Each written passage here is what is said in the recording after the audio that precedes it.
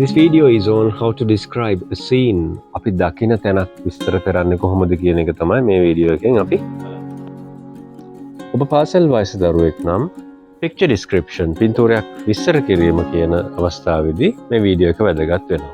මේ වගේ අවස්ථාවක there are කියන භාවිතයන්ගෙන් අපිට මේ දකින දේ විස්තර කරන්න පුළුවන්. හරියට there is a boy on the swing වගේ. This is a country road. Country road කිව්වේ මෙතන ගම්බද පාරක් කියන එක. මෙතන country කිව්වේ රට කියන එක නෙමෙයි. The bus has stopped to take passengers. The bus has stopped. නවත්තලා තිබෙනවා. මොකටද? To take passengers. Passengers ලව මගින්ව ගන්නට. Some people are waiting to get on the bus. මිනිසුන් කීප දෙනෙක් බලා සිටිනවා බස් එකට ගොඩ වෙන්නට.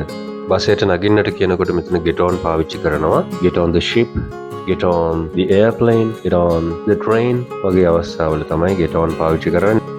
A lady is walking with a leashed dog. Leashed dog කියලා කිව්වෙ මෙතන අර පටියකින් බැඳපු බල්ලෙක් කියන අදහස. මේ lady ඒ බල්ලත් එක්ක ඇවිදගෙන යනවා.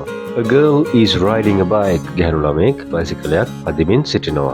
There is another lady carrying a baby. තවත් කාන්තාවක් සිටිනවා. Carrying a baby. දරුවෙකු වඩාගෙන. මේ දේ මේ වෙලාවේ වඩාගෙන ඉන්න නිසා එතන ing භාවිතයෙන් ඒ කොටස ප්‍රධාන වාක්‍යයට සම්බන්ධ වෙලා තිබෙනවා. Some sheep are crossing the road.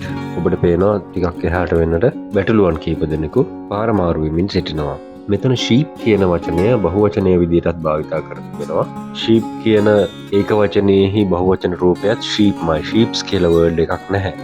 There are some houses behind. පිටුපසින් ගෙවල් කීපයක් පේනෙන්නට තිබෙනවා. මෙතන behind කියන වචනය අපිට යොදා ගන්න පුළුවන් නේ සම්පූර්ණ විස්තරය දැනටමත් කර තිබෙන නිසා.